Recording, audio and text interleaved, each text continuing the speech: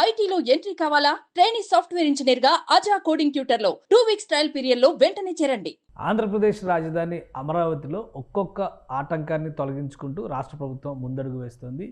ఇటీవలే gas insulated substation ప్రారంభించిన AP సర్కార్ ఇప్పుడు అమరావతి పరిధిలో ఉన్నటువంటి హై టెన్షన్ విద్యుత్ వైర్లను తొలగించే ప్రక్రియకి శ్రీకారం చుడుతుంది. రాజధాని పరిధిలో ఉన్నటువంటి దాదాపు 35,000 ఎకరాల భూములు, అలానే సీడ్ క్యాపిటల్ ఏరియా వచ్చేటువంటి పరిధిలో ప్రధానంగా హై టెన్షన్ విద్యుత్ వైర్ల కోసం వేసినటువంటి పిల్లర్లు, స్తంభాలు, అలానే ఆ వైర్లు వెళ్ళేటువంటి మార్గాలు, ఇవన్నీ కూడా చాలా ఇబ్బందికరమైనటువంటి వాతావరణాన్ని సృష్టిస్తున్నాయి వివిధ సంస్థలకి. ముఖ్యంగా రాష్ట్ర ప్రభుత్వం గతంలో అధికారంలో ఉన్న సందర్భంలోనే చంద్రబాబు నాయుడు ప్రభుత్వం దాదాపు 130 సంస్థలకి 1,100 ఎకరాల భూముల్ని కేటాయించింది. ఇందులో ప్రభుత్వ రంగ సంస్థలు, ప్రైవేట్ రంగ సంస్థలు కూడా ఉన్నాయి. అయితే ఇప్పుడు ఆయా సంస్థల నిర్మాణ పనులను ప్రారంభించాలంటే హై టెన్షన్ లైన్ల ద్వారా వేసినటువంటి టవర్లు చాలా ఇబ్బందికరంగా మారుతుంటుంది. సిఆర్డీఏ దీనిపైన ప్రత్యేక అధ్యయనం చేసింది. ముఖ్యమంత్రి చంద్రబాబు నాయుడు సూచన మేరకు సర్ఫేస్ వైరింగ్ కాకుండా అండర్ గ్రౌండ్ వైరింగ్ చేయాలనేటువంటి నిర్ణయాన్ని సిఆర్డీఏ తీసుకుంది. దీనికి సంబంధించి కొన్ని ప్రతిపాదనలు సిద్ధం చేసింది.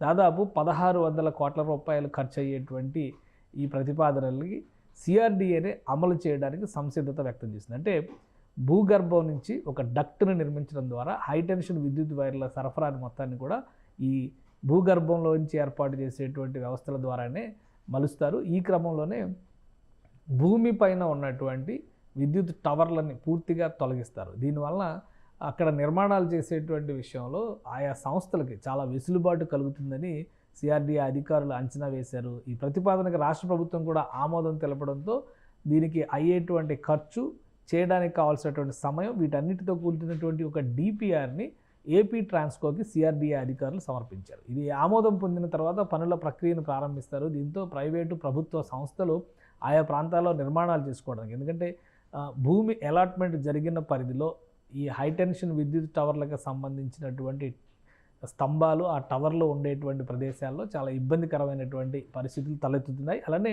ఈ హై టెన్షన్ విద్యుత్ టవర్లను తొలగించిన తర్వాత దాదాపు మరో 1000 ఎకరాల భూములు సిఆర్డీఏకి అదనంగా దక్కేటువంటి అవకాశం ఉంటుంది. సో వీటిని కూడా సద్వినియోగం చేయడానికి కావాల్సినటువంటి ప్రణాళికలను సిద్ధం చేయవచ్చు అనేటువంటి ఆలోచన చేస్తున్నారు. ఎట్టి పరిస్థితుల్లో డిసెంబర్ ఎండింగ్ నాటికి జనవరి నుంచి ప్రభుత్వానికి సంబంధించినటువంటి భవనాల నిర్మాణాన్ని వేగవంతం చేయాలని సిఆర్డీఏ సంకల్పించింది. ఆ దిశగా అడుగులు వేస్తుంది. దీంతోపాటు వివిధ సంస్థలకి కేటాయించినటువంటి భూముల్లో కూడా నిర్మాణాలు ప్రారంభమయ్యేలా చర్యలు తీసుకుంటుంది. ఇందులో భాగంగానే ఒక ముందడుగు వేసింది. ఇప్పటికే అమరావతి పరిధిలో నిరంతర విద్యుత్ సరఫరా కోసం గ్యాస్ ఇన్సులేటెడ్ సబ్స్టేషన్, అంటే 400 kV సబ్స్టేషన్ని ఏపీ ప్రభుత్వం ఇప్పటికే ఇనాగ్రేట్ చేసింది. ఈ నేపథ్యంలో విద్యుత్ సరఫరాకి ఎలాంటి అంతరాయం కలగకుండా హై టెన్షన్ విద్యుత్ వైర్ల తొలగింపు ప్రక్రియను చేపట్టాలని ప్రభుత్వం ఆదేశించింది. దీనిపైన ఒక సమగ్రమైనటువంటి డిపిఆర్ని ఏపీ సిఆర్డీఏ రూపొందించింది. దీనికి అప్రూవల్ వచ్చిన తర్వాత ఏపీ ట్రాన్స్కో, సిఆర్డీఏ సమన్వయంతో ఈ అండర్ గ్రౌండ్ డక్ట్ నిర్మాణం, అలానే ఎరెక్షన్ పనులు కూడా ప్రారంభిస్తారు. దీంతో రాబోయేటువంటి రోజుల్లో విద్యుత్ సరఫరా అనేది అమరావతి రాజధాని నగరంలో ఎక్కడా కూడా పైనుంచి ఆకాశంలో పెద్ద వైర్లు కనబడేటువంటి పరిస్థితి లేకుండా భూగర్భం నుంచే విద్యుత్ సరఫరా వ్యవస్థలను కూడా ఏర్పాటు చేసే విధంగా ప్రణాళికలను రూపొందిస్తున్నారు. ఈ పనులు బహుశా డిసెంబర్ ఎండింగ్ నాటికి ప్రారంభమయ్యే అవకాశాలు పుష్కలంగా కనిపిస్తున్నాయి. సిఆర్డీఏ ప్రతిపాదనలు ఏపీ ట్రాన్స్కో ఆమోదించడమే తరువాయి పనులు ప్రారంభించడానికి కావాల్సినటువంటి నిధులను కూడా సమకూర్చినట్టుగా రాష్ట్ర ప్రభుత్వ అధికారులు చెబుతున్నారు. సుమన్ టీవీలో మీ పర్సనల్ అండ్ బిజినెస్ ప్రమోషన్స్ కోసం కింది నెంబర్కి